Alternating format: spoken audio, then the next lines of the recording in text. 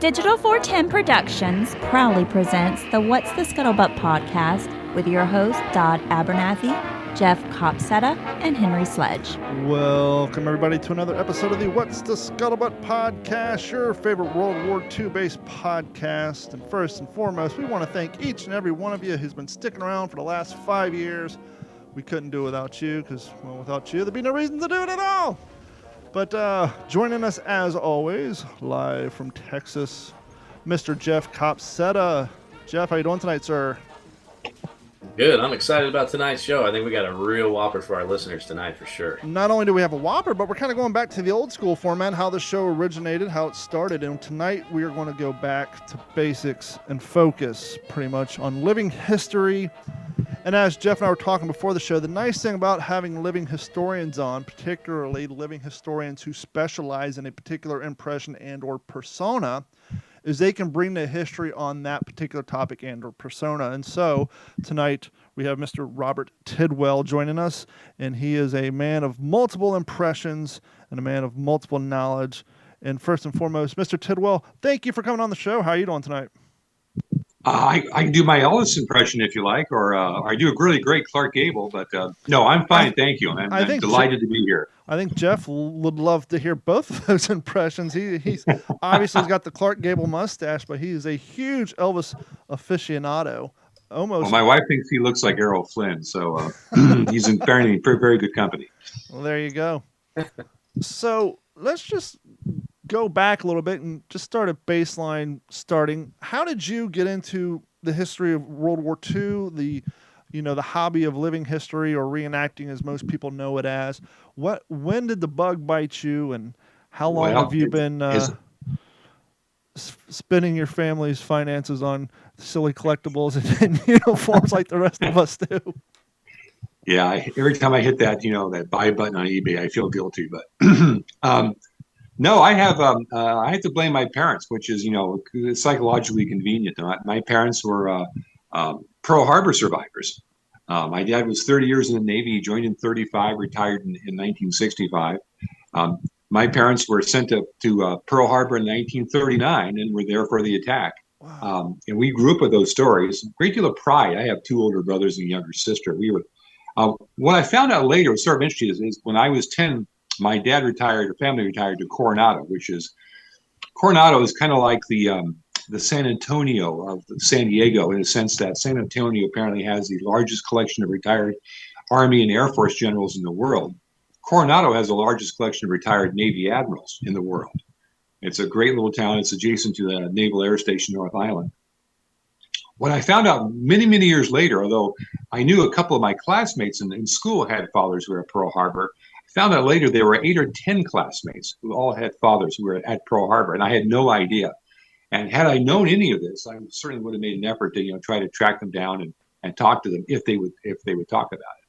So we grew up with those stories about World War II.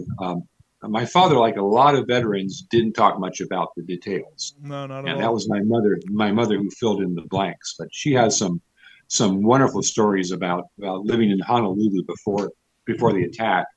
And then I was always interested in theater. So I was, unconsciously try to find some way to combine the two. And my first real interest in this was when I was in high school. It was December 8th, 1971. And it was the 30th anniversary of the attack on Pearl Harbor. And I convinced the school administrators to play FDR's war address to Congress.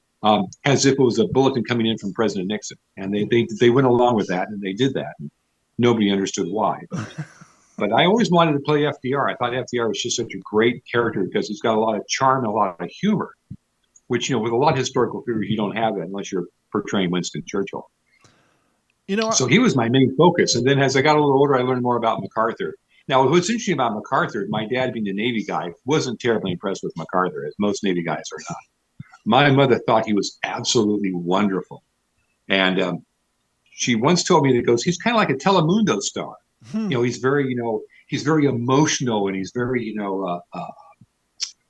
expressive with his emotions. And she thought she thought this was absolutely great. So, I got two different stories about MacArthur, from whichever parent it was. But I think my first time I portrayed MacArthur was kind of interesting. It was a high school assembly, and someone had come up with the idea. It was for the homecoming, and the football team was coming back, and the commissioner of PEP, who was in charge of these things, said, "We're going to have a theme. It's going to be called the No Substitute for Victory. That's going to be the theme of this this particular pep rally." I said, "Well, that's great. I'll come as MacArthur because he's the one who said that." So I came out and I took one of my dad's commander's caps and I got a plain cover for it. And I think I stitched on some gold braid around the band and just kind of put this thing together. And I had a trench coat on and came out corncob pipe. That was my first. I think I was 17 years old. Oh, and I gone over to Naval Air Station North Island to the uniform shop. And they still had the 5-star insignia that you could buy for Fleet Admiral. Fleet Admiral and General of the Army is the same thing. They're identical. And they were sterling silver and they were $18.95, which means I don't know how I had that much money because adjusted for inflation from 1973 or 72, whenever this was, it's like $100. Or a tank of gas, whatever came first. I still have them and I still wear them when I do my MacArthur impersonation. Real quick, I don't want to pass over this. I don't know if the audience heard it, if Jeff caught. His school had a commissioner of PEP. We had a commissioner of PEP. I am assuming the commissioner of PEP organized the PEP rallies? The PEP rallies, the PEP band, and any school assemblies that had to do with school spirit. Now, when one runs for the commissioner of PEP, is that as rugged and rough as running for the student council president? Or is that... No. Step up from AV? Let's just say it's not as well respected as other commissioners on the board. Well, but it's considered to be important. But it was usually a member of the PEP band. And the PEP band, I don't know why. The PEP band would break into Mighty Oregon, which was our school song, whenever there was a touchdown and so forth. It was very, very dramatic. But I remember there's one guy who played the flute in the PEP band. It's like you never heard him because he was completely drowned out. But he just plugged away though. But commissioner of PEP. That and the fact that you got away with having a corncob pipe in your high school. Yeah, well, it was a Navy school, and this kind of course, I was always, I was 6'4", so I was pretty hard to miss. So, although I came, which no one appreciated, was that when I came out wearing my trench coat and my sunglasses and pipe and cap. I actually had my pants were wet from the knees down, and I had a couple of strands of seaweed draped around my ankles, and no one got that. No one even noticed it. So, well, see, that's the foreshadowing of your future of being a living historian and getting it right all the way down to the every detail. Yeah, the stitch Nazis. Yes. Well, the other thing you said too, which Jeff and I pointed out in the past, but we don't bring up too much, is the kind of acting side of living historians. You need to be three things to be a living historian. Well, I guess 4, but researcher, first and foremost. Second is a wardrobe department. Third, depending on how deep you want to get and how you want to present yourself at an event, an actor. And, and a convincing actor. And you have to have a bit of a salesman. I tell people to be a living historian is kind of like the guy who works the booth at the trade shows. By the end of the weekend, you've given your spiel, your sales pitch so many times that, after a few years into this, if you're doing the same impression, you're just like that guy who's trying to sell that new computer or that new piece of technology at the trade show who's been there for 2 weeks. You're selling it. Yeah, I don't know if Jeff told you this, but the first time I appeared at the Pacific Combat Center at the museum I contacted him by email and invited myself, and I had this great. My wife has a cousin who lives 10 miles out of town, of Fredericksburg. So it was all under the guise of, well, listen, I'm going to be out there anyway, Jeff. And so I made him an offer he couldn't refuse. And he'd never seen me before. So, it's an act of faith on his part. I kind of did the same thing. I'm like, hey, I'm going to come out and do a podcast. Why don't I bring my uniform? You supply the weapons and I'll participate in the activity. Yeah. So I did the same thing while I'm here. So it well, if you're really I just make the dreams come true. He's like the Walt Disney for living historians. I tell people it was like, if you watch Saving Private Ryan, I was like Tom Hanks and Steven Spielberg at the same time. It was amazing. Not that I had that kind of talent, but at those jobs. When did Yeah, you? Yeah. When did you participate in your first organized living history event where it was more than just you performing in your wet trousers in front of your high school audience who didn't I get would the? say, actually, we go back ways. There's one character I hadn't mentioned. The actual first after I did MacArthur at the pep rally, it was about 10 years later, and a friend of mine in the local Kiwanis Club. This was up on the Monterey Peninsula, which is just south of San Francisco. Um, knew of my interest in history and knew that my interest in Baden-Powell. Robert Baden-Powell was the founder of the British Boy Scout movement, and he was this very colorful lieutenant general of the British Army. He asked me, he said, would you, you've read about Baden-Powell? I said, yeah, he's really a fascinating character, So he's a cross-dresser, amongst other things. He used to, back, this is not unusual for the British Army. Back in the days when they were out in the jungle somewhere, somebody had to play the women part. So apparently Baden-Powell was very good at that. So anyway, so he asked me to come to speak to the Boy Scout troop on Baden-Powell. And this living history group had just come through the Monterey area. And they had, Abigail Adams with them and Benjamin Franklin and John Adams. And they were a group from Los Angeles. I think they were called the American Living History Theater. I don't think they're around any longer. This must be around 1980, 1981. So it's a few years ago. So my wife and I went and watched this presentation. And I turned to her. I said, I could do that. I mean, I wanted to do that with FDR, and I did that for MacArthur at the end. So I contacted my friend, the Scoutmaster, and I said, why don't I come and talk as Baden-Powell rather than about Baden-Powell? I told him about the living history thing. And so I rushed and put together a uniform and wrote out a script and set the stage. And that was my very first time I did this. Now, interesting story about that is for that presentation, we were going to have a special guest come out from the Carmel Valley, but he had the flu that evening. He couldn't make it. It was General Jimmy Doolittle. Oh, wow. That was my one chance to meet him, and he couldn't make it that night. This was several years before he passed on. So it's like, oh boy, talking about missed opportunities.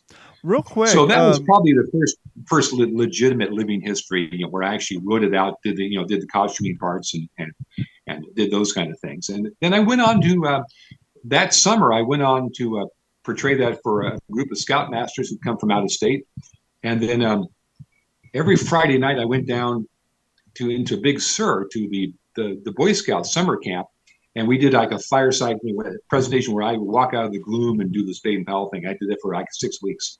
And so I probably got absorbed by like 3,000 scouts over the period of this one summer. So that was it. So. Real quick question. Is that why we're called the Boy Scouts of America? Because it didn't start here? Yes. I just assumed like every self-centered American that we created and it started here. But now that it makes sense. Well, we had earlier versions. We had what was called the Woodcraft Rangers. Oh, okay. And there was another organization whose name I can't think of right now, is basically built on Indian lore. And these two groups kind of did the same thing the Scouts did, but the Scouts were better organized. And the American businessman was over in London in 1910, and he got lost in the fog. And the Scout came upon him and said, "Can I help you, sir?" He said, "Well, I'm looking for this address." He goes, "I know where I'll take you there." So he escorted them there, and then the businessman said, "Well, who are you and why are you dressed like this?" And he explained the situation. He said, "If you like, you can come around to, I believe the headquarters is called Guild House, if I remember correctly." And gave him a card. And so this businessman showed up the next day, learned all about scouting, got every bit of information, took it back to the United States, contacted his friends. And within about 6 months, there was a scouting movement in the United States. There was a guy named Thomas, I can't remember now, Seton, I think, Seton, who basically was with the Woodcraft Rangers. And he went to the other side. He thought the scouting thing was just fantastic. So they folded all that in and created this. And of course, I think the American Boy Scouts are probably, just because out of population size, have probably expanded to more than any other country. But it's just really fascinating. In fact, my wife got a scholarship at USC several years later, and she had a World War I history class, and she was asked to write. The students were asked to pick one aspect of the Great War, the First World War, that was unusual, and she talked about what the Boy Scouts had done, for scrap drives and so forth. And she got a very nice comment back that professor had never seen a paper on this, and how thrilled he was because it's an aspect he really hadn't considered. So see, my wife actually listens to me. It works both ways. At what point did the Boy Scouts establish a defined uniform? The reason I ask that is I'm on Wikipedia right now, and I'm looking at, interestingly enough, I grew up in Columbus, Ohio after I left Kentucky. I'm actually looking at a Boy Scout troop in 1918 from Columbus, Ohio. Oh, and boy, yeah. They have the campaign hats, which were called BPs or Baden-Powells in honor of him. Not only that, but their jackets look straight out of World War One. It looks like they all got their father's World War One tunics. Yeah. They've had a lot of uniform changes. When I was in the Scouts in the mid 1960s, we had this kind of it was sort of a sage color, long trousers or short trousers, and then either the short sleeve shirt or the long sleeve shirt. And but the knee socks and the shorts were always a very, very big part of that. Interestingly, the uniform that Baden-Powell wore was, and I modified a Marine Corps uniform. It was a Marine Corps style tunic, and the Marine Corps tunic is very similar to the British Army tunic. No epaulets. He had one of those high Hoover collars, and then of course the shorts and the knee socks and so forth. And it was basically what the British call khaki, which is basically olive drab. Yeah, it's like a more flattering shade of olive drab, not the suntan, which we think of. But I know the Boy Scouts now have basically gone with which is essentially like a park ranger uniform. It's the dark green shorts and the khaki shirt. I was in Cub Scouts in the mid '80s. My brother was in Boy Scouts, and by then it was, for all intents and purposes, just a blue or khaki Dickies shirt with some patches on it. I mean, that's pretty much it. You don't have the Dickies logo on it, but it's that normal mechanic style work shirt cut with just pant and shorts. Minimum of stitching. Wonder when the bandana handkerchief came into play. That was very early on. There are pictures of Baden-Powell wearing that in World War I. And he wore I researched this because back in 2018, the pastor of their church, his son became an Eagle Scout. And so I happened to mention in passing to the pastor's wife, I said, I did a Baden-Powell thing like 35 years ago. So she said, I've got to have you. So I put together this uniform very, very, very quickly and got a little fake mustache and showed up with this. But it went very, very well, because as I walked through the congregation, we did this in the sanctuary of our church. And I knew enough about merit badges where I would stop and look at the Scouts and say, well, things haven't changed much since I passed away.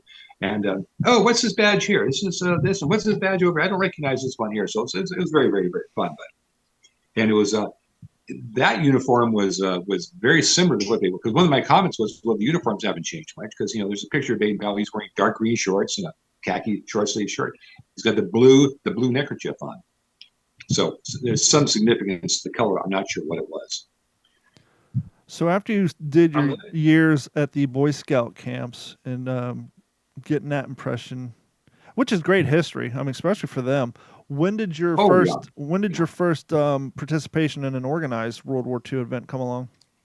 That would have been in 2012, and that was at Fort MacArthur here in Los Angeles. It's the Los Angeles Harbor. It's called San Pedro. It's a neighborhood of the city of Los Angeles.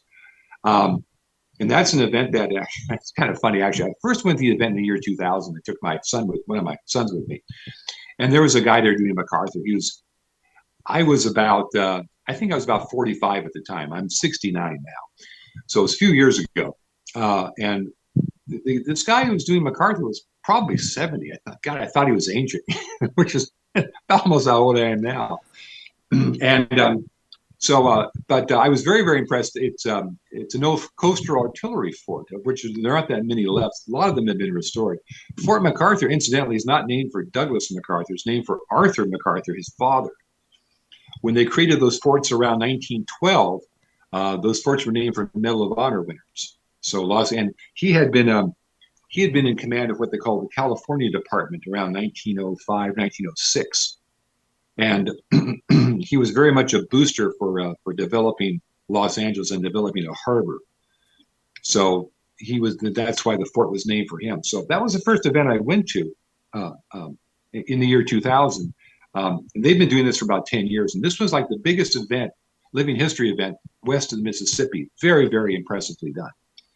So I talked to this gentleman. His name was Dennis Leslie. He's since passed away. So I went home and put together my costume, my uniform. Your impression. Here we go. Yeah, the cap now. I kept in contact with a few people, and that's the one impression I wanted to do. And he retired in 2012. So I waited 12 years. I'm very patient. But, meanwhile, of course, I've been reading up on MacArthur and so forth. So when he retired, I just moved right in. I contacted, they had a group of Philippine scouts there, and I contacted them, and they didn't know what to make of me. Again, this is where I invited myself, and they kind of thought, who is this guy? There's a real, when you contact people, Jeff can tell you about this, there's a really fine line between, is this guy a crackpot or is he legitimate? Sure. So it's a little hard finding that line sometimes. But they invited me to come along, and they had done a fantastic. They actually had put together a frontline baton unit for the scouts, and they had the artifacts, typewriters, telephones, paperwork, maps, charts. They just did a first-class display, and they were very, very nice. And I went there that first year, and then they invited me back the following year, and I.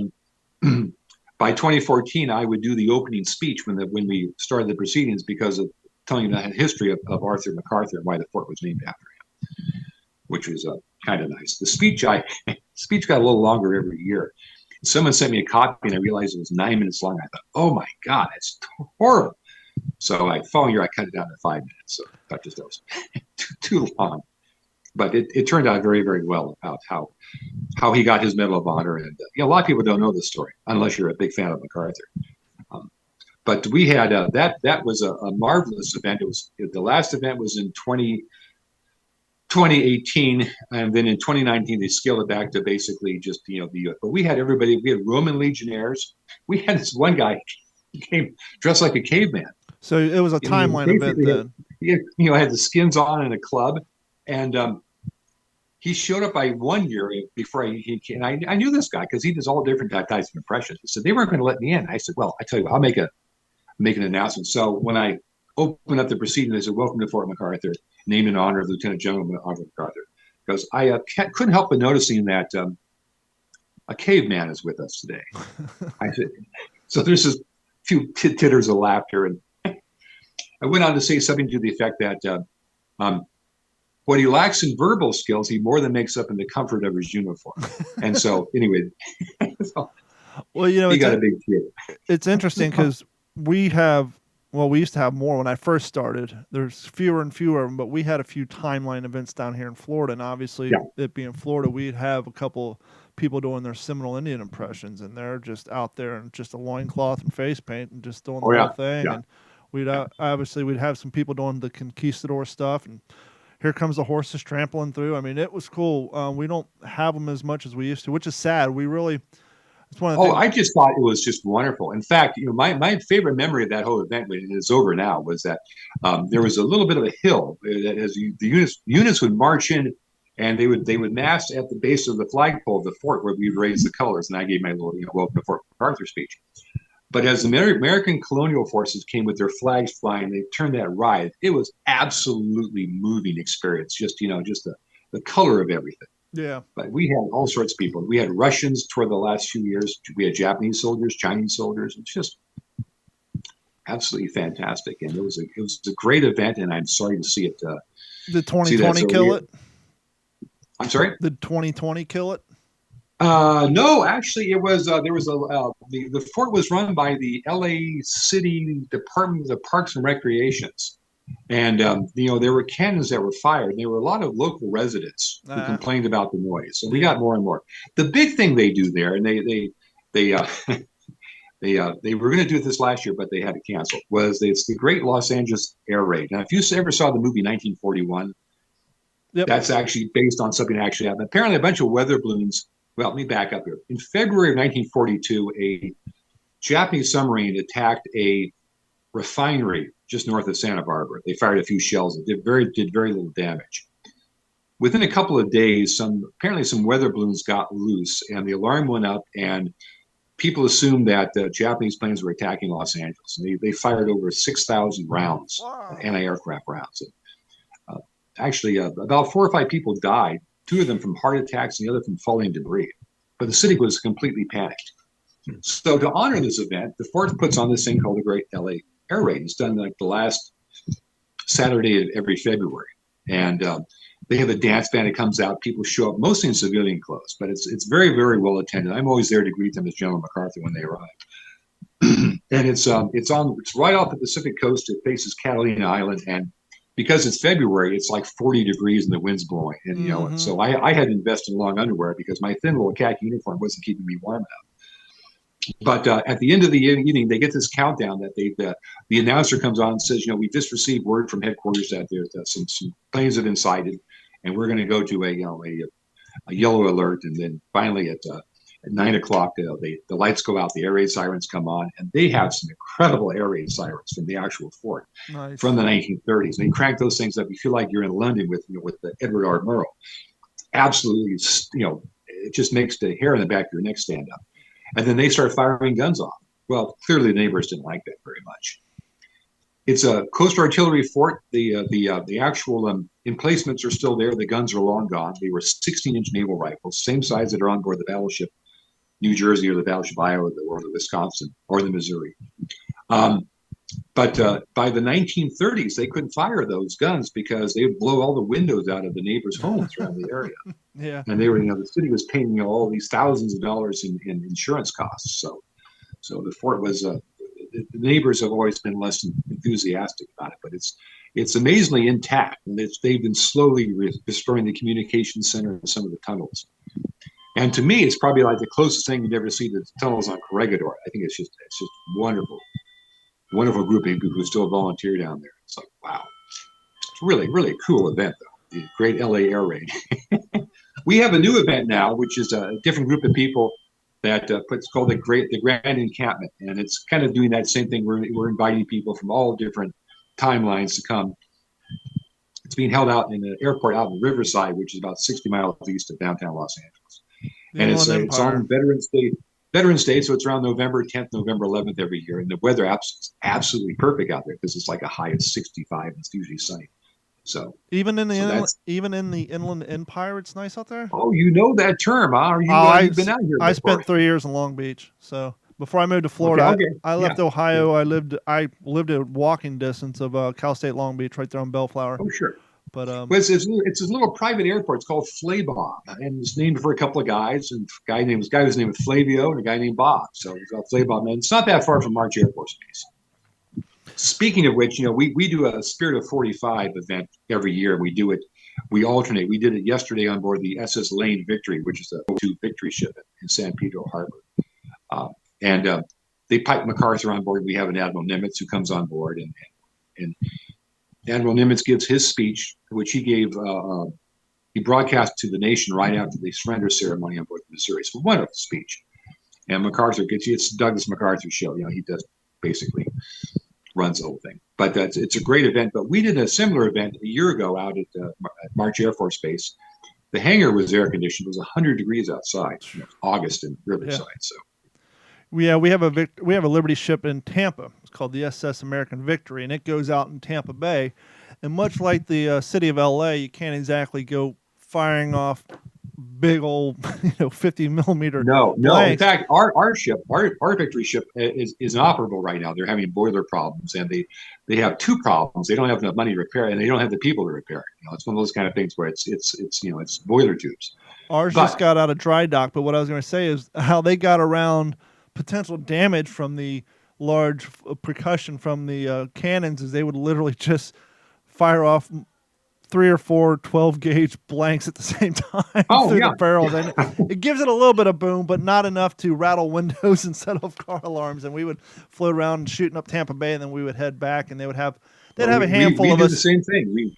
I have done a couple of those cruises. We go out to Catalina Island, and then we would be attacked by 3 probably T6 trainers painted like Messerschmitts. Nice. And then 3 three T6 painted like Mustangs would chase them off, and we would fire back at them with our deck guns, which were probably just shotgun shell type of thing.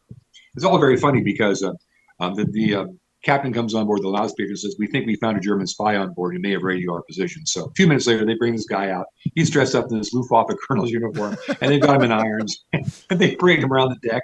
And so, not a very incognito spy, but yeah, full uniform. Well, he doesn't want to be. It doesn't want to be executed for espionage. As someone who spent 12 years studying MacArthur before you actually got to do your impression live. Well, actually, yeah, but I had been a fan of MacArthur since I was about 18. So really, I've been studying MacArthur for 50 years now. I always knew who he was. When I was working in the library in my senior year in high school, I came across, of all things, a picture book. It's just it was published right after he passed away in 1964, and I remember when he died. I was about 10 years old, and my mother was very upset. But your father, not so much. Father's like, oh yeah, okay. I remember years later, parents were up visiting, and I was wearing a pair of these pleated khaki pants, and my father says, "Oh, you got some of those pleated pants like Dugout Doug used to wear." And I said, "Yeah." Dugout used to wear those things to hide his paunch. You know why he wore those pleats, huh? all these little digs. Well, but no. So I had been studying MacArthur since I was. But this is in the early '70s, and I was lucky enough to meet people who actually who had either seen him in person, or well, for example, in 1980, when I was living up in Northern California, I wrote an article for our local newspaper. It was a Sunday feature on the anniversary of his 100th birthday, and the following morning, I walked into the stationery store where I was working part-time. And the store manager, who was a local city councilman, knew my interest in MacArthur, says, "I want you to meet somebody, Bob. Come on over here." He says, "This is General Edwin Wright." And, of course, I knew who Edwin Wright was. He was another one of these guys who lived in Carmel Valley. Probably was a neighbor of General Doolittle. And Edwin Wright was during the Korean War, he was MacArthur's operations officer. And his nickname was Pinky. I don't know, probably know his school name. And so I knew right away who he was. So and I said, Pinky Wright? Mm-hmm. He was so flattered that some 25-year-old kid actually knew his nickname. So he invited me over to his home, and I sat there with him for like 3 hours talking about MacArthur. And all I wanted to know was, what was he like? What was he like to work for? And I didn't take any notes. I didn't take a paper with me or a pen. I just soaked it out like a sponge. I still remember the conversation. And I just wanted to get an idea. What was he like talking to him? Was he really as dramatic as people said? I mean, did he pace like people say he paced a lot? I was just trying to get a really sense of what MacArthur was actually like. And he was very, very helpful, very, very observant. A very, very nice man to spend time talking to me about that. So I was lucky enough to meet these people. That was probably the only person I met who actually had worked with MacArthur closely. But I had met people who remember seeing him in parades and so forth. And it was really a really great opportunity. I mean, he'd only been dead for 8 or 9 years when I first got interested in him. So I was very fortunate that way. As someone who spent all that time studying him and learning everything you can, what's something you can share with our audience that that you've discovered about him that's not published in every article, every book, every TV show about the man? What's something you feel that people need to know about MacArthur that isn't shared enough? 2 things: his wisdom and his sense of humor. And yes, he did have a sense of humor. His wisdom, of course, is that he just had a really good sense of how far you can push people, how to motivate people, something Pat should have learned. How to manipulate people. But there's a story. One of my favorite stories about him was as they were moving north in 1944 to move up to Hollandia and leave Australia behind. They can move the headquarters, in preparation of actually moving on to the Philippines. A group of the staff officers had put together a large consignment of various alcohol, whiskey, gin, vodka, and they'd had this all packed up to take with them. But MacArthur, who was very much a control person, he wants to know everything that's coming up to Hollandia, and he wants to sign off on it. So the staff officers, no one's got the courage to go and ask MacArthur to okay all this, and so they choose MacArthur's personal physician And he's given the task of making the question, asking the question, can we move these spirits up to our headquarters with us? So he asked General MacArthur, and MacArthur says, what are the enlisted men drinking? And someone said, beer. He said, okay, well, the enlisted men are drinking beer. I think it's good enough for the officers. So send beer, leave the other stuff behind. So that's a great story. My other favorite story about him was during the Japanese surrender ceremony on board the Missouri. I mean, probably one of the most somber events you can picture. Extremely well photographed in color. There are some marvelous stories about that. And one of them was that when MacArthur was in Manila before the war, you may recall that famous cover in Life magazine, which is his profile, and it says Commander Far East. The date is December 8th, 1941. It was published the week before, as was the custom, but it had that Monday morning date on it. And Claire Booth Luce, the famous playwright and congresswoman, had gone out to interview him the summer before. It was in July of 1941 when he had been recalled to duty. That's why he's wearing that uniform. That's his, new uniform. So she sent along a photographer named Carl Meidens. And Carl Meidens was one of the great life photographers of the Pacific War. Iwo Jima, Okinawa, and Pulitzer Prize. And he got to know MacArthur pretty well. He and his wife were both interned in a civilian concentration camp for a year, Santa Tomas in Manila. But he eventually worked out where they got a release, and they went over and they were stationed in Germany. His wife was a correspondent for Life magazine. So he got reassigned back to the Pacific when the Japanese surrendered because he wanted to be on hand for the surrender ceremony. So during the signing of the documents, the representative from Canada, who apparently was suffering from a migraine, signed on the wrong line. Oh, yeah. And there was this pause there. It's a famous story. There's a pause there. So Meiden grabs his camera, he runs across the quarterdeck and takes his picture of the document. And these two big Marines come over and they pick him up by either arm. They start to carry him up. And as they walk past MacArthur's looking at him, sort of stone-faced, and he gives him this big wink, like right in the middle of the ceremony. So there's stories like that. And there are other numerous ones that, that it's like when you see MacArthur depicted in film, movies and so forth. Two things occur to me. One thing, he's always humorless, and he can be kind of witty. He can make these wry comments about things. That's never shown. He's always very serious and somber. Plus, the fact is, why do they always get guys who look like Irish truck drivers to play MacArthur? You notice that? These big burly guys with big square jaws, and if you look at pictures of MacArthur, he looks almost Mediterranean. His mother was, I don't know. Yeah, he's got this almost Italian.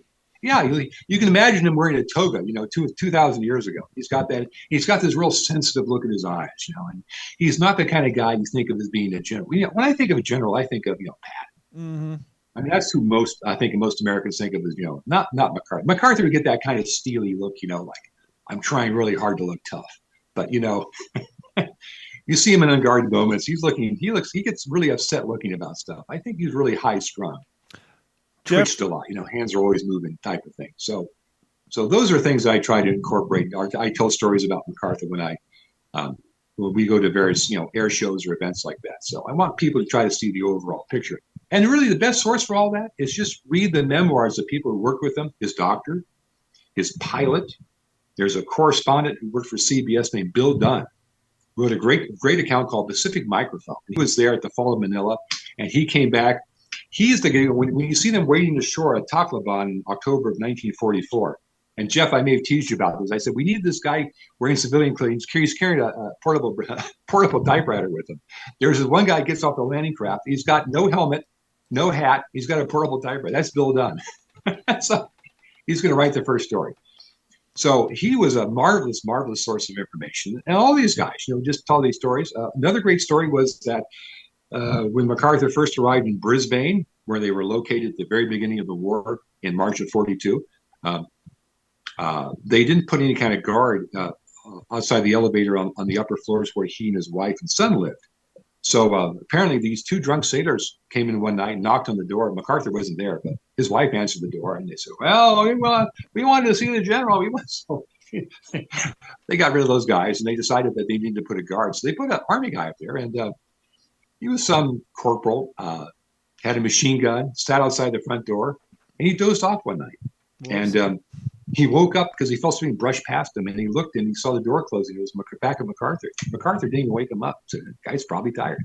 So MacArthur's headquarters, his frontline headquarters, is that, you show up there and you wouldn't know. I mean, it was completely unlike Pat. I mean, nobody wore ties. MacArthur would walk around wearing like a bathrobe, his West Point bathrobe most of the day. And the guys on guard duty were just sitting around. I mean, it was very, very relaxed. He was not a spit and polish kind of guy. And you kind of get the idea that, he was like Patton. He was the anti-Patton. I mean, Patton was this weird combination of chaos and extreme order. And MacArthur was like really just the opposite. MacArthur was everything was very, very controlled, very contained, but he was very, very relaxed. And I think that's part of his charisma, is that you look at him and physically he's very, very tense. His hands are always twitching and so forth, but he's always very kind of, hey, whatever. I don't get upset about anything. So, Jeff, you got any questions? I have his charisma. Yeah, I got a couple of things. And I mean, first, I guess our listeners are well aware that Robert is very well versed in numerous subjects and the knowledge. You've been talking for about 2.5 days straight. So it's been unbelievable absorbing all of this information. I've never seen Jeff so quiet. But no, two things. I want to go back and talk about your wife, and we're going to do that in a minute, because it really plays with. But it really plays in the things that we talk about a lot on the show with reenacting and the support. But no, what I'd like to do before we go back to your wife, though, I'd like to kind of the impression that you said that your dad had of General MacArthur. I feel like that's the overall majority, right? Oh, that's Dugout Doug, and this and that. And I just doing a little bit of research before coming on tonight, because I don't have an opinion either way. I thought he was a great general. Anybody that served in the Army for 52 years is probably doing something right. Yeah. But there are a lot of superlatives. There's a lot of superlatives that are attached to MacArthur's name that I had no idea.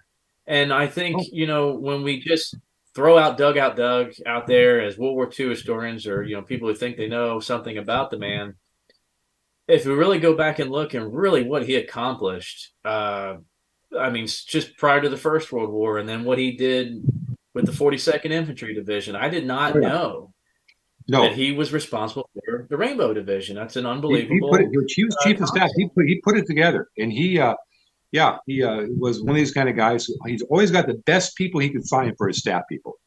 And he wasn't chief of staff at the time. I didn't think. That's what really. No, he became the division commander. Yeah, he was the division commander very, very briefly, just right after the war, just for a few days. In fact, he was put in for major general because that's the rank for a division. And when the unit was first formed in 1917, the summer of 1917, he was made chief of staff. He was a Corps of Engineer guy. The top 10% of the West Point grads would automatically go in the Corps of Engineers because they're the smartest. And he was an engineer for the first 15 years after he graduated. He went to the general staff in 1912 and stayed on there and worked with Leonard Wood and people like this. Leonard Wood's a very interesting, huge influence on MacArthur. He and MacArthur's father were his two big mentors. Neither of them West Point graduates, and really guys who were kind of outside the mainstream, as MacArthur was.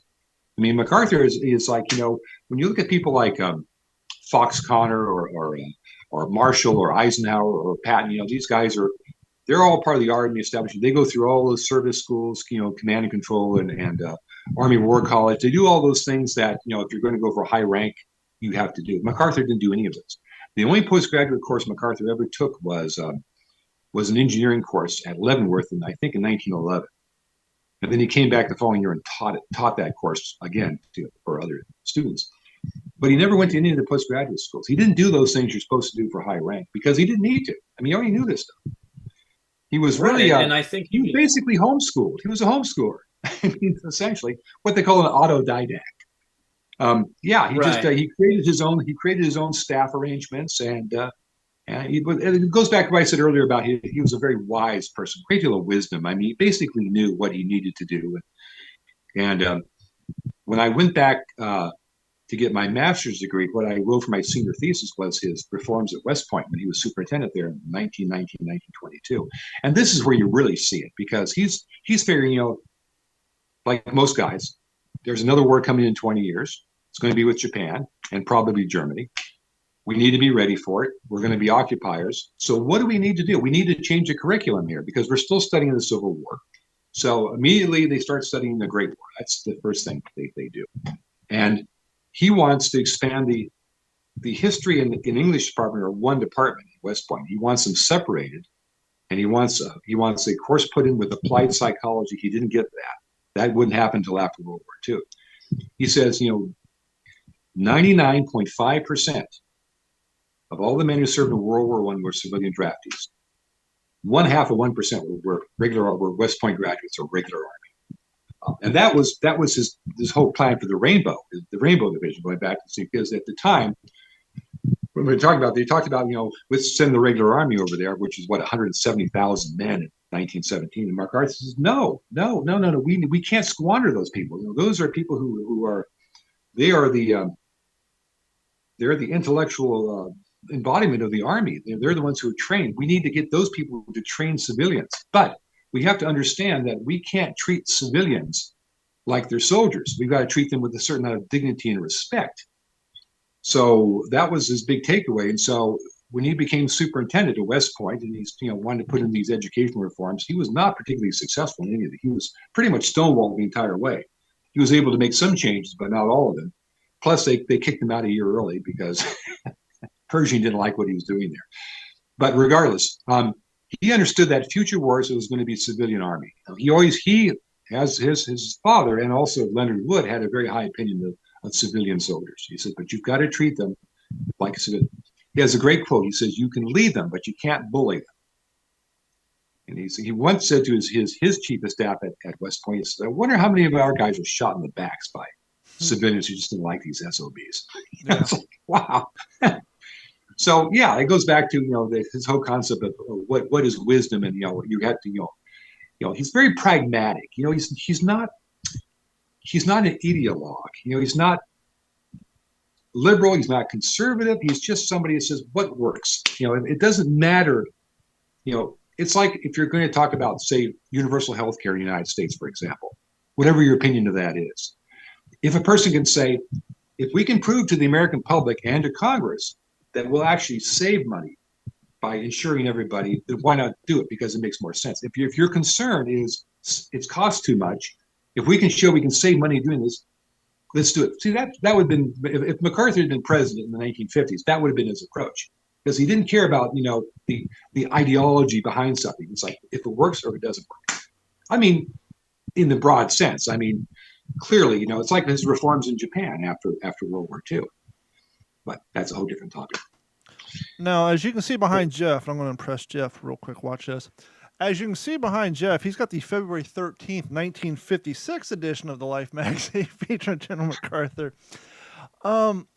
Is that where he's leaning against the mantelpiece in his looks like his study or his living room? No, it's the one with No, he's shaking Truman's hand. It's when MacArthur had the chance to make his rebuttal at him being relieved of command. Oh yeah. I think it's because I think Truman's memoirs had just come out. I believe that's what had happened. Well, the reason I bring that up is MacArthur was apparently loved by Life magazine. He was on probably Henry Luce 7 or 8 covers, and not only was he, and Jeff didn't see this. You recognize this young chap? Oh yeah. I actually have the Lifetime magazine from August 3rd, 1942. Jeff, that is young. That's MacArthur's son. That is young Arthur MacArthur, which I know now is named after his grandfather, because when I first saw it, I was like, why would MacArthur name his son Arthur MacArthur? But now we know it's named after his father. But apparently, I was going to say that someone over at Lifetime magazine had a real love for MacArthur, because I looked up quickly. I think he's on 6 or 7 different covers, not to mention his son, and then his hat. His hat's on a hat rack. Yep. So they were huge fans of him. I'll tell you a funny story about that hat on the hat rack too someday, when we have more time, because that's not his actual hat. That's a hat that the War Department made up, or the Pentagon made up in 1961 for him to wear when he went back to the Philippines to commemorate the 15th anniversary. And they did that because his actual hat was so badly deteriorated, it was falling apart. I was at the museum, the MacArthur Museum Memorial, back in 2018. I have a passing acquaintance with the archivist there. We've emailed back and forth. So I was back for a parade in Washington, the Memorial Day parade. It's MacArthur. And Norfolk is only about 3 hours away. In fact, I lived there as a kid when I was 5 or 6. My dad was stationed there. So we went down there, and then we met with the archivist friend of mine and the curator. And they actually have one of MacArthur's khaki uniforms there. So they actually pulled it out. It's in this like file drawer, like you see for Brilliance. They pulled it out. And it was just absolutely amazing. And I was realizing how many of the details I'd gotten right just by looking at photographs. But to see it actually was quite interesting. But he brought out the cap that's hanging on the coat rack on the cover of Life magazine.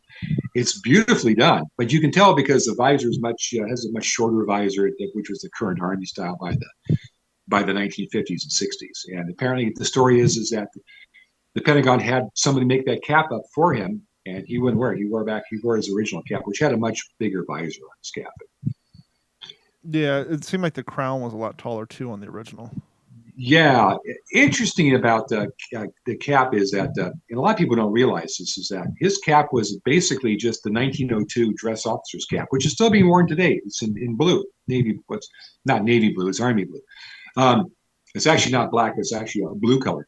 But it's got the oak leaves that go around the band and the badge and so forth. And that cap was authorized for general officers in 1902, still being worn today. And what MacArthur did was, when he became Field Marshal of the Philippine Army in 1937, he wrote back to his hat maker in New York and said, "Make me up a cap that make it in khaki cotton, so I can wear it every day." So a lot of people talk about how MacArthur's cap was, custom made, which it was, but it was specially designed by him, which it wasn't. It was just a standard general's cap, made it in a different material. It's kind of silly. It's like wearing a seersucker top hat. It's kind of silly. Sure. Well, I mean, it worked for him, and it's become his trademark next to the pipe and the aviators. Here again, the whole spit and polish patent thing. And here's MacArthur's cap.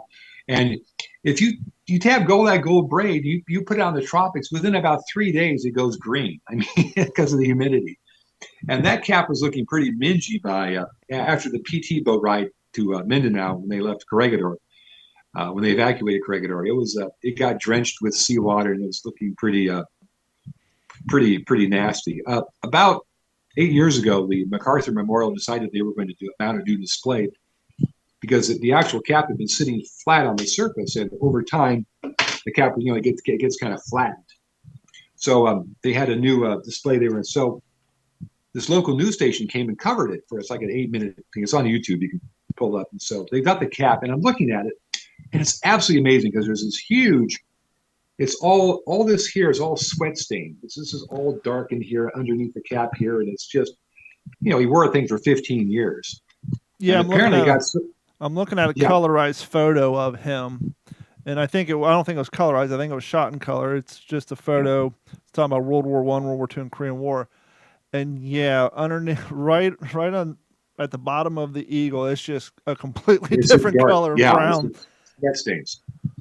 It's definitely so. The story goes, according to one of his aides, by 1950, just before the Korean War, apparently his wife made some comment because there was a big sweat stain on the crown of the cap because there's no lining there because it's too warm in the tropics. So his wife said, she called him General. She said, "General, you got to do something about that cap." And so he called in his aide, a guy named Sid Huff. And Sid Huff writes about this in his memoirs. He comes in one day and says, "Sid, Jeannie says that I need to recover the top of my cap. So can you take care of it for me?" And he said, "Yes, sir. How soon do you need it back?" He said, "Well, I can give it to you tonight. I need it back tomorrow morning." No rush. So that night, Sid goes home back to his quarters. And he digs through, and of course these staff off, they all have their uniforms custom made when they're in Japan. So he finds a shirt that's a similar color to the cap, and he tracks down this tailor who apparently was a tailor to the royal family and to the high military officers. And he takes it into him and says, we've got to cover this tonight. You've got to work tonight to do this. And the Japanese tailor, he goes, no, it's going to fall apart if I touch it. So what they did was they took a piece of acetate and they cut a circle on it. They put that down on top, and then they cut out the shirt, put it down, and he just hand stitched. They just laid right over the top, and they just slowly hand stitched the whole thing on top of that. And so it's more of a replacement shell than an actual. Yeah, it was actually just a replacement of that. So when you see the cap at the Memorial in Norfolk, the top looks pretty good, but the rest of it looks pretty bad. So, and it's kind of when it happened because there's a newsreel of him leaving his headquarters. It's January of 1950, so this is 6 months before the Korean War. It's his 70th birthday, and all these Japanese students, little boys and girls, are lined up there, and they're waving American flags, and they're singing "Happy Birthday" to him in Japanese. And he comes out and he stops. He takes his hat off and he doffs his hat to them. He sees this big sweat stain on the top. So that's before Jeannie and MacArthur said anything to him about it. So, but poor Sid Huff, he had to rush over and probably sat up all night with the tailor, make sure everything gets screwed up. And then he had to run the hat back to the embassy where they lived. So the following morning when MacArthur left, he had his hat there. So interestingly about that, he had a green wool cap made up. Which appears in a couple of pictures, and it looks identical to the khaki one, except it's done in OD. And it's on display at the Pentagon. There's a MacArthur corridor at the Pentagon. It belongs to the MacArthur Memorial Museum, but they have it on permanent loan at the Pentagon. And he only wore that a couple of times. Apparently, after the PT boat ride, his cap shrunk. So he had this green version made up, which he wore a few times. And then Sid Huff, the long-suffering aide of General MacArthur, took the original cap back to New York. And he went back to Washington to meet with people in the Pentagon, and they had the cap stretched out, rebuilt, brought it back. So, I mean, I love stuff like that. That's the Stitch Nazi in me. So yeah. Now, interestingly enough, you do another unique impression that I think deserves some quality time spent on it. You want to explain to our audience how you got involved in one of your second primary, or your secondary impression that you do? Yeah. FDR? Absolutely. Oh, yeah. Well, again, having parents who grew up in the Depression, hearing all these stories about FDR, and I saw a clip of FDR when I was in high school, and it was he just reminded me of somebody in my family. And this was MacArthur also. There's you find people that just it's like he reminds you of an uncle. And there's a quality about FDR. He's it's some footage of where he's being interviewed for a newsreel, and it's the camera keeps running, and they're talking to him and say, "Well, Mr. President, we want you to turn your head this way," and he says, "Oh, like this," and he's just real. It's like he's like somebody you know. Yep. Of course, that was the appeal. People talked about during his famous fireside chats. They felt like he was talking directly to them. In acting, if you go to school in England to learn acting, as my wife did, which is what they call technical acting. It's not method. It's just the opposite. They actually, you intellectualize everything. They have what they call first, second, and third circle. And for example, if you're John Gielgud or Ralph Richardson or Laurence Olivier and you're on stage and you're doing a third circle, you're talking to everybody in the theater. But first circle is you're talking to one person in the front row. And FDR had that ability where he to talk to people. It's like, FDR was the first president who really brought informality to the White House. So if you were to meet with President Hoover right before Roosevelt became president, he would say, he'd call you Mr. Abernathy the entire time. FDR would say, "Well, I'm delighted to meet you, Don." And he'd go right to the first name. And a lot of people didn't like that. They weren't used to it because it's too informal, especially for the 1930s and forward. But he had that ability just to connect directly with people. Which we talk about Ronald Reagan being the great communicator, but a lot of people when Reagan was president said, "Well, he's like FDR that way." But FDR really started that out. So FDR was somebody who was really kind of familiar. But the other thing FDR has going for him is he's funny, he's charming, he has a great sense of humor. He was known for quips, which is these like one-line comments. And he was irreverent. Probably one of my favorite stories of that was in the mid '30s. And back in those days, as they do now, they would have the annual convention of governors, where all the governors from all the states would come and meet with the president. They'd have conferences and so forth.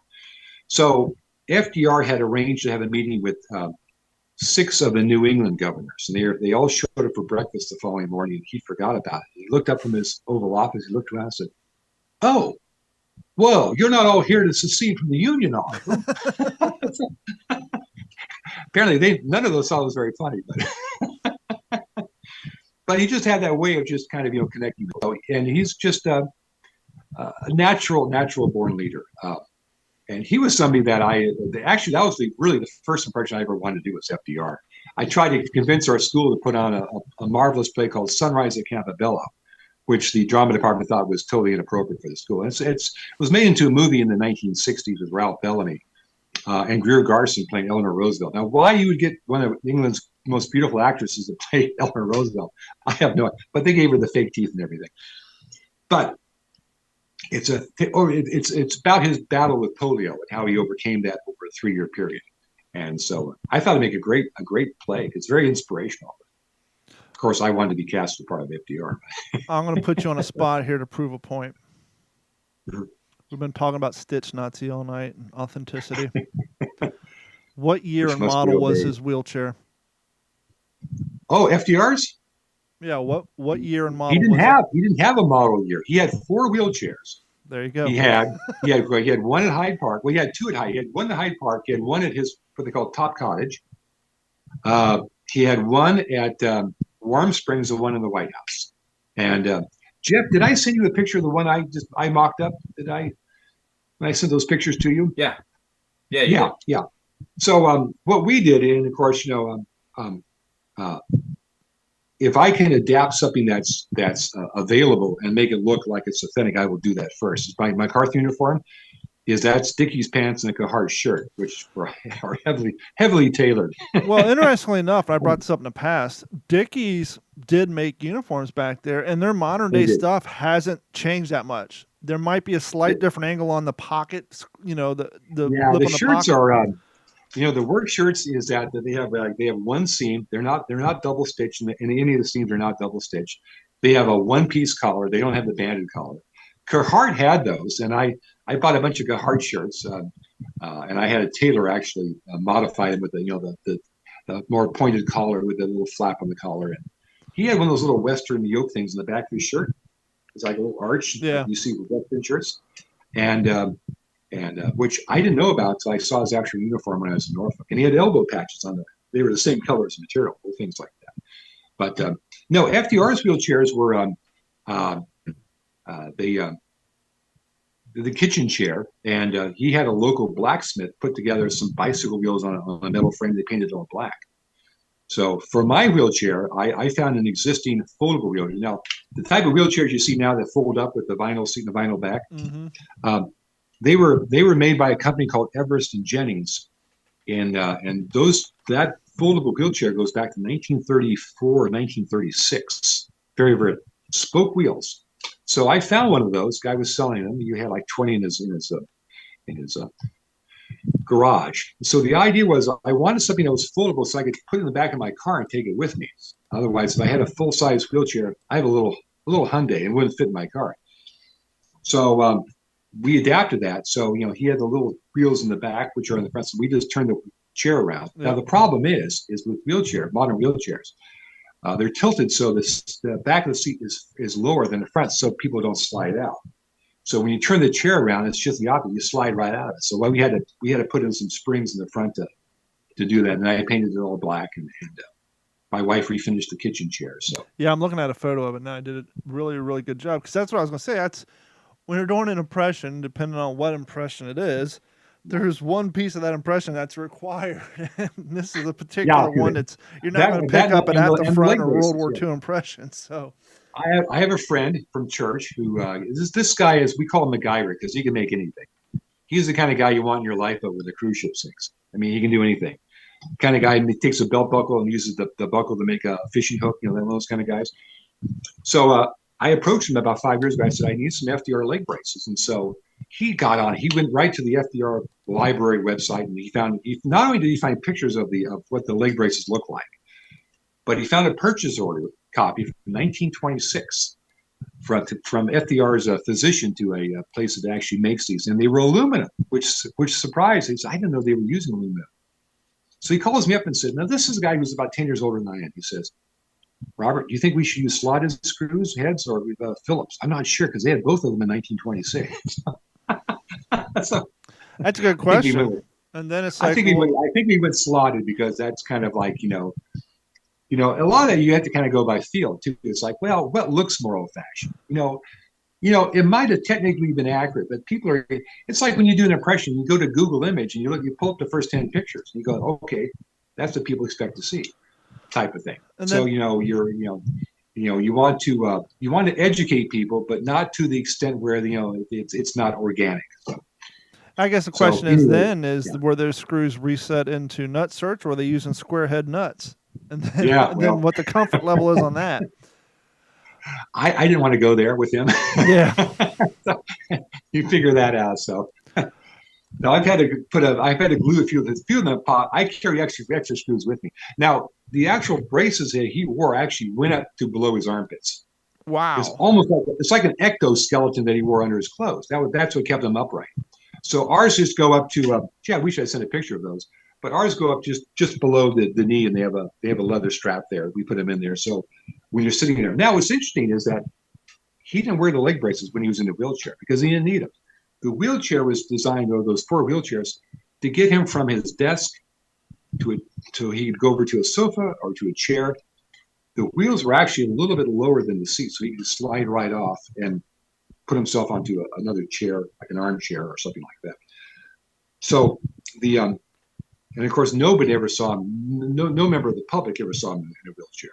And but the braces were there so he could appear to walk. And of course, he could not walk. And there's a marvelous account written by a polio patient named Gallagher, who wrote this about 40 years ago. It's called The Splendid Deception, about how FDR basically did this. And so he'd have these braces on, and he'd lock them in place, and he would hold on to somebody like his son or a large aide, and he'd have a cane in the other hand. And by moving his torso back and forth, he could appear to walk. He's just sliding one leg forward and then the other leg. There's no walking at all, but the braces give the impression that he could actually walk. So you hear some people say, well, he hid the fact that he had polio, didn't he? I said, well, no, everybody knew he had polio. He got polio in 1921. He just run for vice president and lost. And his polio was covered by all the major newspapers of the day. I mean, he was big news. He was a former vice presidential candidate. Had just lost the election like 8 months before. But most people who got polio fully recovered. Majority of people who got polio would fully recover. Some would have some difficulty. Some would have partial lameness. Some could have permanent paralysis. Some would die. But the amount of people who had what FDR suffered was very rare. I know people who were a little older than I am who had, my mother-in-law had polio in 1950, 4 years before the vaccine got, and she has weakened back muscles. Fellow I used to work with at church, our church custodian, he talks like that because it affected his vocal cords. That's where it affected him. I mean, it could affect any part of your body. But with FDR, it was classic paralysis. And when he first contracted polio, he had trouble actually lifting his arms. That passed, but it basically settled where he could not move his legs. So people thought that he hid polio, but everybody knew he had polio. They just did not know to what extent. Sure. People assumed he was somewhat lame. He was partially lame, but no, he couldn't walk at all. Now, you brought up Eleanor Roosevelt earlier. Yes. Was she like the first real first lady? I mean, we know she gave her weekly speeches. Can you think of a first lady prior to Eleanor Roosevelt who had an impact on the citizens of the United States like Eleanor did? Or was she like the real first lady? Not directly, no. The first ladies that come to mind are Edith Wilson, who was Woodrow Wilson's second wife. And she's been called the first female president because he was incapacitated by a stroke. And I think that's been overblown. I think she was a gatekeeper, and she conspired with Wilson's doctor, Dr. Cary Grayson. And they decided what they would bring to the president's attention. Now, it's interesting because you have an incapacitated president, like what happens? Well, our Constitution is an amazing document because a lot of the Constitution doesn't tell you what to do. I mean, the Constitution of the United States is very vague. To tell you what you can't do. There's a big question now about if former President Trump, if he's convicted as a felon, can he not run? No, he can still run for president. He can pardon himself. There are all sorts of things he can do because of the whole electoral college. I mean, it's very, very vague. I mean, each state has its own requirements, which is really kind of, for my way of thinking, it's really kind of strange for if you're having a presidential election, a federal election, then you think it would be more standardized. But no, every state can winner take all or 51% or whatever. So the Constitution is very vague that way. One of the things in the Constitution was that if a bill comes before the president, he doesn't sign it, in 10 days it becomes law. It works. And that's what happened when Wilson was incapacitated. He was incapacitated for the last 19 months of his administration. It was a huge period of time. But, the country went on. It's kind of like that old joke about Calvin Coolidge when he was out on the presidential yacht. They were on the Potomac one summer afternoon, and he dozed off, as he often did. So he wakes up, and there are a group of people, and they're all staring at him. He says, "What? Country still here?" So, yeah, the country was still there. Yep. So Edith Wilson, yeah, but she was not somebody who people really knew.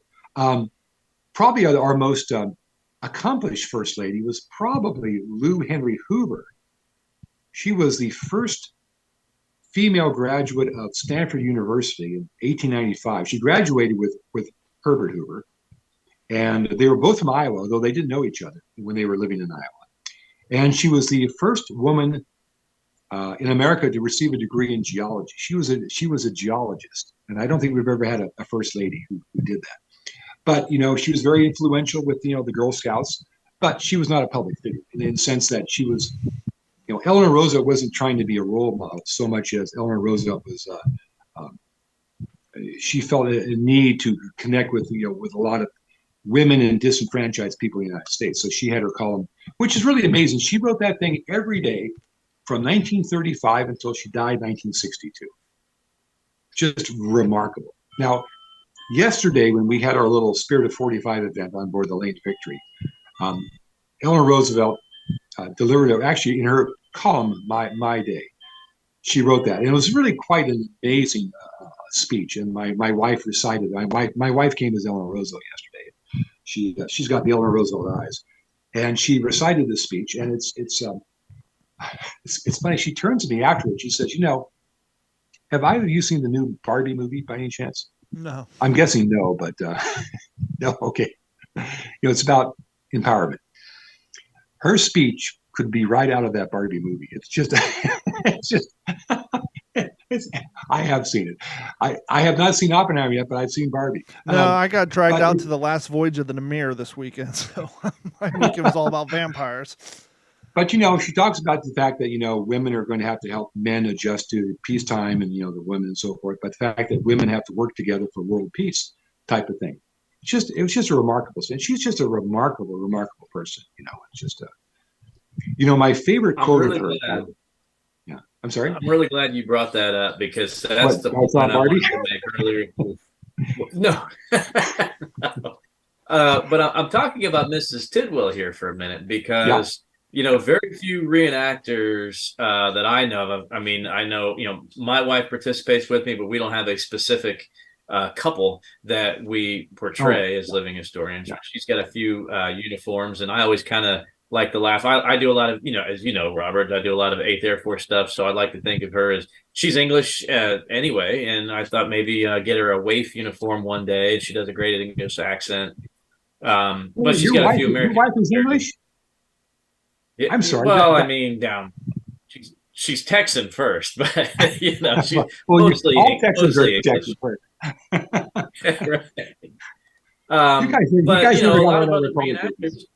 Yeah, no, it's it's a yeah, a lot of other reenactors don't always have that kind of support. No, or I know, I know like 4. I think I know. Well, one who's really involved, but other than that, and maybe 2 other guys whose girlfriends show up and just put on a dress, but they don't actively, participate. So it is rare. Right, but let's give it up for Mrs. Tidwell.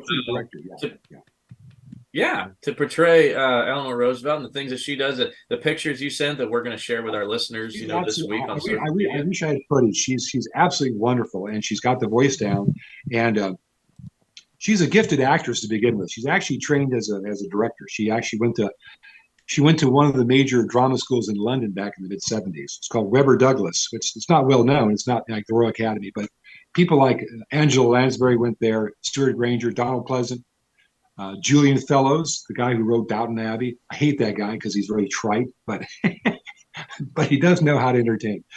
He's a Webber Douglas graduate, so she went there. But her real gift is directing. So when I do my MacArthur stuff or my FDR stuff, I'll run it past her and I say, "What do you think?" And she says, "Well, you need to punch this part up. You need to emphasize this part over here. So you need somebody to get a sound off." So she's very helpful that way. But there's no advice I can give her to do Eleanor. She just nails it. She just has that ability. And it's acting is interesting because it's not just about sincerity. It's technical. You've got to project. You've got to enunciate. There are, it's like it's like being a gifted artist. It's like if you can't decide which colors to use or how to hold a paintbrush, you can't. You can have the most imagination in the world, but to be an effective actor, you really have to get the technical aspects down. The clarity of voice, sincerity. It's a lot of different things. And of course, she was training the British method, which is called technique. So. Our friend Tony over at WLVN 1940s Radio commented on our YouTube channel, "Interesting thing I've read about FDR, he was more scared of fire than assassination. He would often leave his door unlocked in case of a fire and would practice rolling out of bed and crawling across the floor to get to the door." There are two reasons for that. He had a cousin who actually died of burns. Something happened. I think the paraffin. This was when he was a child. This was, I think, when he was around 7 or 8 years old. It was the 1880s, and I'm not sure if he was in the same household at the time, but the cousin had a paraffin lamp and it exploded, and again it just set her whole front of her dress on fire. And then, of course, when he developed polio, he was helpless. I mean, he couldn't walk, so he had two things going there. So yeah, he was absolutely. In fact, there's a very famous quote about that. The first night that they're in the White House, March 4th, 1933, he's saying goodnight to Eleanor, and he's already been lifted into bed and so forth. He said, "All my life I've been afraid of fire, but tonight I'm afraid that I won't be able to do this job." And she said, "No, everything is going to be fine." So, I mean, that's the only time you actually talk about that. But as far as not being able to be an effective president. But that was constant. And I don't know about you guys, but fear of fire is not big on my list of fears. I'm more afraid of burglars. But well, see, for a lot of people, I grew up in I grew up in the early '80s, and I was filled with an unreasonable fear of quicksand because it was on every TV show and every movie growing up. But I've yet to come across quicksand, so I guess I can just mark that fear off my list. Yeah. I only learned recently it's just water. You just lie back and you can float on. it. Yep. Stop struggling. If I knew that when I was 10 years old, I would have probably slept better at night. But yeah, but a fear of fire. I mean, that was a huge common fear for people in the in the 19th or 20th century type of thing. It's sure. I mean, when your light was oil lamps and candles. Oh yeah, candles. Yeah. Christmas trees with candles all over them. That's something amazing. Yeah, it's just boy, I hate to be the one whose responsibility it was to water the Christmas tree that day. Yeah. No, just someone I came across a quote just on Facebook the other day. We're talking about FDR.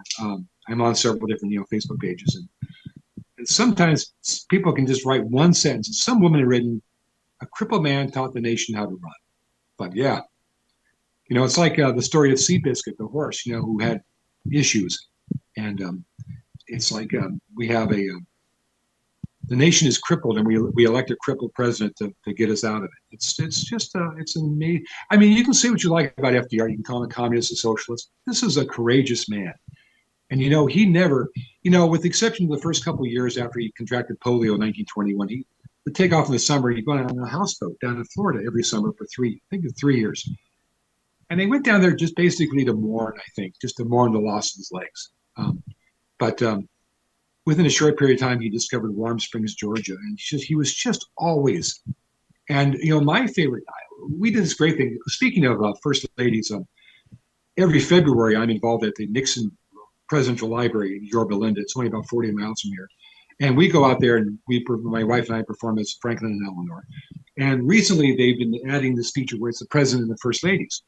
So these are not spouses, but people come out and we have George Washington, we have General Grant, we have President Lincoln, and myself. And actually, I take that back. President Lincoln's wife comes as Mary Todd Lincoln. So he's another one of those exceptions, I think. But Eleanor is interesting because we'll often stand by the front door when people come into the library. And they'll look at me like I'm chopped liver, and they go, "It's Eleanor." They go right to Eleanor, So we were doing this on the 4th of July. We had a little event at the Nixon Library, and so Eleanor had her table next to my table, and I had recreated his desk at the Oval Office because he had all these knickknacks on it. Very interesting. Kids love dial telephones because they've never seen one before. But people would come in. This family came and they talked to me for about 5 minutes. They moved down to Eleanor's table, and they're there for half an hour. It's just. Once again, in those environments, it's male dominant. War history, politicians. It's men. And as we were talking, with the exception of a few, Eleanor was the first, female kind of role model in that position. And she was always pushing the envelope. I mean, she is the definition of woke. Yeah. I mean, when you think about it, because she was saying, what about these people? Right after Pearl Harbor, or in February of 1942, when Roosevelt signed his 9066 executive order to incarcerate the Japanese, I'll tell you a funny story about that. She wanted to move a Japanese family into the White House to show her support, and she got talked out of it very quickly. But she was always doing things like that. Marilyn Anderson, the African American contralto who wanted to sing at the Constitution Hall, the DAR, which ran said no, we were segregated, so they arranged for her to sing in the steps of the White House or the Lincoln Memorial. But I was doing an event at Fort MacArthur in 2018. It was on we had Churchill and we had Stalin. This guy doing Stalin was wonderful, and so people are coming up and asking us. It was an anniversary of the Tehran Conference in Iran, 1943. And someone came and asked me about the internment of the Japanese American citizens. And, FDR never, ever, the only thing he ever said about it was that we cannot let anything interfere with war production on the West Coast. That's the only thing he ever said. Didn't justify it. And so I quoted that and I said, and I think we have to realize that you Californians do not have a good track record with your relations with Asiatics. And that just stopped it right there. Because everybody goes, oh, yeah, that's right. Because, the 1906 decision from the San Francisco Board of Education, there were like six or 12 Japanese students who wanted to enroll in public school. And the school district said no. So they eventually built a separate classroom for them. I mean, it's just amazing. It's just. Yeah, and people look at it through the eyes of modern day, and I'm looking at my library, and I can't see the book, but I was reading a book like The Sons of the Pacific or something, but it was about the second generation Japanese American citizens who went through fight in the army. But what they're talking about, and what a lot of people don't realize, and which I didn't even realize until I read this book, is the civilian population on the islands of Hawaii. There were more first and second generation Japanese than there were Anglos and or even indigenous Hawaiians. And I'm sure they mentioned why they did not intern those people. Yeah, because they couldn't. They didn't have the room, and they didn't have the manpower to process the pineapple. And furthermore, in California, the Japanese population was rather large too. And so when you're stressing out, you're dealing with the situation, as we've experienced multiple times since then. There's people who make knee-jerk reactions. I'm not defending it, but no, absolutely. The internment thing is kind of, people are looking at it through 2023 eyes, not so much 1941, 42 eyes. People were terrorized. Yeah. And the the California Army commander guy whose name was John DeWitt, who was a classmate of MacArthur's, had really pushed on this. And J. Edgar Hoover had talked to Roosevelt about this several times, saying there's absolutely no evidence that the Japanese Americans or their parents are disloyal. Mm-hmm. I mean, we're not doing anything in Hawaii where using your logic, we should, but we're not doing anything over there because it's not realistic. So why are we doing it here? Yeah. There's no indication that it should be done. I think part of it too was I think there was a concern about war hysteria. And I think, and maybe, and this is just conjecture on my part, maybe FDR was concerned about the fact that he goes, how many troops do we want to use to protect people against vigilantism when they can be doing other things? So maybe. And I'm sure there was a lot of people in the good old boy network at that time interested in the land grab, because we know not only were they interned, but their property was stolen. And that in and of itself is disgusting. I mean, well, they didn't seize it, but they basically made it in such a way where they couldn't pay the mortgages and they went into foreclosure. Yeah. Now, there were some, Anglos who were friends of Japanese Americans who actually made the payments, kept the property in that family. But that was very rare, few and far between. But yeah, there was no provision for that. I mean, the government could have put a moratorium on, or the government could have paid for it. Yeah. So we'll pay. You're given 48 hours to vacate. I mean, can you imagine the Army coming up to your house and saying, well, you got 48 hours to leave because we don't know when you're coming back. I mean, you just have to kind of put yourself in that position to think about what that was like. There was a very prominent. Then you have the 442nd Infantry, the Nissan. The highest proportion, highest casualty rate proportion, highest major decorations for bravery. Daniel Inouye, the senator from Hawaii. There was a very prominent rock band that came out in the late 90s. They're popular up until the lead singer passed away a few years ago, called Linkin Park. And the keyboardist of that is Japanese descent. And he had a side project called Fort Minor, and they put out a song called Kimji, and it was about his grandparents who went through the internment camp. And at the beginning of the song, they're talking about them showing up and you having 20 minutes to shove whatever you can in a garbage bag. And it's not only is it interesting, but it's very cool historically to have, I say modern day, even though it's 20 years old now, but to have a modern day song given the viewpoint of what happened through the ancestors and the people who were there in a modern day musical format was very cool for the time. And it's nice to see that was put out there. Yeah, exactly. Before we go ahead. I'm trying to think of the actor who was on Star Trek who played Japanese American actor. Oh, I'm not a Trekkie. My wife would know this off the top. Talking about the original Trek or the modern? The original from the '60s. Yeah. Oh. I can't think of the actor's name.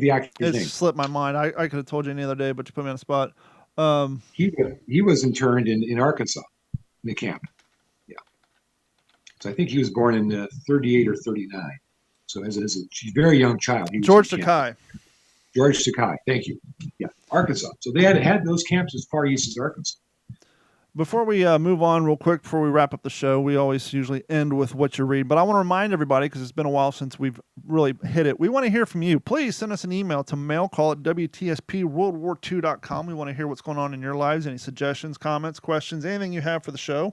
And as we did tonight, if you haven't done so, please go over to WTSPWorldWar2.com. Click on that Patreon link. Sign up and subscribe. It'll cost you $1 a month. It goes a long way to support the show.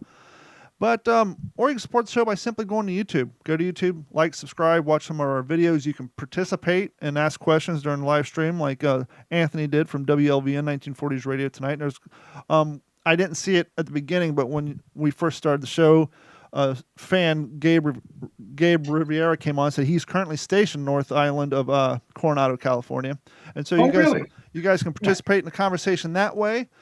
And so real quick, I'm on the same book, so I'm not going to get into it. But Jeff, what you reading? Well, I talked a little bit about it last week, and I finished it since then, and it is an absolute must-read. I've read a lot of books about the Second World War from all perspectives. I've read very little about strictly from the Navy perspective. I'm just not a Navy guy, and I just had a hankering to just read a book that was from that perspective, right? Navy runs very deep with my great grandfather and my maternal grandfather, and I found I just never really read a book just strictly from the naval perspective. This is the book, The Heart of Hell by Mitch Weiss. This is the book we have referenced many times on the podcast, and I hope my clock isn't too much of a distraction back there. I know it's gone. But we've referenced it many times with Dennis on the show. That it's Dennis's research, it's his hard work, and it's his passion, and it's his family that made that book possible, even though it was written by Pulitzer Prize winning author Mitch Weiss. But guys, I was telling Don this a little bit before the show, and he said, "Man, wait till we go live." But there's a reason I don't read about today's war, right? I don't want to read about it. It's not that I don't care. I don't want to. I had never thought so much about my time in Baghdad as I did reading The Heart of Hell. I didn't think that a gunner on a Humvee would have so much in common with a sailor on an LCI gunboat in the shadow of Mount Suribachi at Iwo Jima. And I'm not saying that comparing services in any way or comparing tour of duty in any way, but the things that I was subjected to and that my battle buddies were subjected to was so much in common with what these guys had to do. And when you man, it's an emotional book. Read it. It's a must read. If you're not a Navy fan, even, you're going to get so much out of it, because this was such a pivotal part of the Battle of Iwo Jima, and it happened 2 days before the Marines ever hit the beach. And it's sickening that it's so overlooked at what those gunboats did, the sacrifices that were made, the importance of the frogmen and the UDT teams that went in on those lanes prior to. But this is the most human story that you're going to find in a book about the Second World War. You are going to see relationships born through letters. You're going to see love born through letters. You're going to read excerpts from these letters. You're going to see families completely pulled apart. You're going to see young lives completely snuffed out. And you fall in love with these men for the first 300 pages of this book. You can hear them laugh.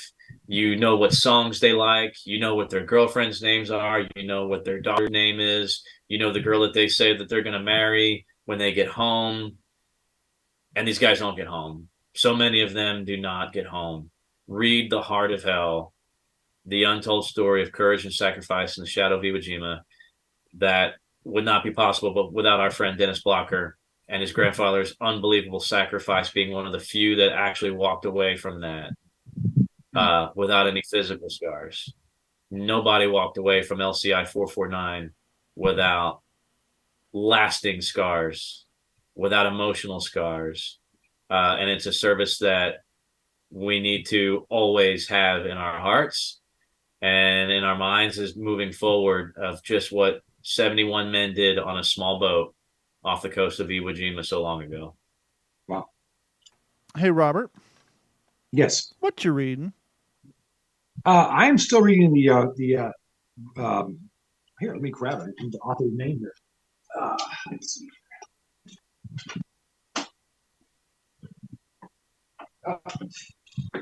My wife moved it. Book by a guy named Gallagher, who wrote it back in 83 or 84. He's a polio victim, and he's a historian. And it's a book I referenced a little while ago. It's called FDR's Splendid Deception, about how he hid the extent of his polio. And it just gives you an incredible insight into somebody. I mean, we go through, all of us go through certain, physical ailments. I'm almost 70 now, so. But to lose to use the use of your legs, and bear in mind when FDR lost his use of his legs in 1921, the ADA, the Americans with Disability Act, was 70 years away. Mm-hmm. I mean, so nothing was going to be easy for him. Plus the fact he wanted to disguise to how So this is a man who's very, very courageous. He's just going to meet it head on, and he comes up to it, and just the generosity of him in the sense that after 5 years of dealing with polio and coming to grips with it, he comes across this broken down sanitarium in western Georgia called Warm Springs, and FDR is worth about $60 million. So he spends about $1 million and with some friends, and they actually buy this place and they rehabilitate it and they open it up free of charge to people who've had polio or spinal injuries. And they hire doctors. They start working on new therapies. There's what they call the Warm Springs crutch, which is still being used, which was developed by that hospital. And then as they realized that they just over several years they created this foundation, but it's not doing enough. They need to raise more money, particularly to find a cure for polio. He creates the March of Dimes, and he puts his name on the line. He says, "I want people to send their dimes to me in the White House." And it's a private foundation. There's no government money involved. And he's just inundated by people. The first year they raise over $2.6 million. Now, this is 1938. That's like $60 million nowadays. And it's just a lot of children sending money into it. And it takes 17 years, and he doesn't live to see it, but eventually a vaccine, 2 different vaccines are developed to eradicate polio completely. And he did this just because it was the right thing to do. He's a very decent person. It's the right thing to do. He'd been a victim, and he didn't want other people to go through that. So it's one of those little sort of measures of people's. I mean, it's something that he didn't have to do, but he did. He wanted to help others. So a certain generosity of spirit type of thing, and it's just remarkable leadership too. I mean, here's a man who he's fought the Great Depression. He's commander-in-chief during the Second World War. I mean, that's not enough. He's got to do something else. So, I mean, you can't fault those Roosevelts on a lack of energy. They're just constantly going at it. So, yeah, I'm still reading that. It's just, but he talks about the day-to-day preparations. I mean, not to be gross, but think about this. You get dressed. You've got this steel cage underneath your clothes, and you've got to go to the bathroom all of a sudden, just like that. What do you do? I mean, it's like those are the day-to-day things you need to worry about. Just to give you an example, not to gross you guys out, I had bowel surgery a few months ago, and I've had to wear a temporary ostomy bag, which I'm doing, I'd say, 8 months now. Believe me, the novelty is beginning to wear off. It comes off in about 3 weeks. So they hook me back up. Sure. But, just having to wear this thing for the last 8 months, and, I was at and it protrudes. So I had to have my uniform recut by my tailor last week to hide the bulge in the front, So and this guy's really creative. So, I mean, and that's just a minor thing. It's temporary. I get it, another 3 weeks, they hook me back up. This goes away. But it's been an inconvenience, but it's a minor. I mean, imagine not having the use of your legs for the rest of your life. But, the thing about Roosevelt was that he was convinced. And he was in denial. I mean, he really thought that if he lived long enough, they would find a cure for polio and that he could be cured. Of course, you can't cure polio once you get it. You can vaccinate for it. You can prevent it, but you can't cure it.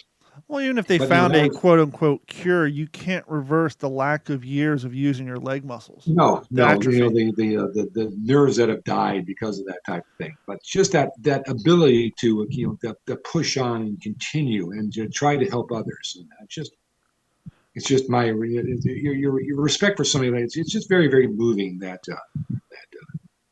and of course, like a lot of people, he had his faults, he had flaws. I mean, my goodness. But it's just he was very, very human that way. But what a really decent person and what a courageous person, I think is my kind of takeaway on that. They often say we don't appreciate. This is a book I've known about for 35 years. I just got around to reading it last couple of weeks. Well, I'm going to wrap up the show with this quote, and that is, we never appreciate our health until we're sick. That's exactly right, yeah. And so for myself, Jeff Copsetta, and Mr. Robert Tidwell, thank you so much for coming on the show tonight, sir. Jeff's been trying to get me on for a year now, and we just haven't been able to. I was doing Harvey, to play Harvey a year ago. And I said, I just can't make that one. And then things got sidetracked. But thank you. I'm really delighted. and very, very honored to be on your program. I've heard very nice things about it. So, Well, I appreciate your time, and for everybody here, we will talk to everyone next week. This has been a Digital 410 production.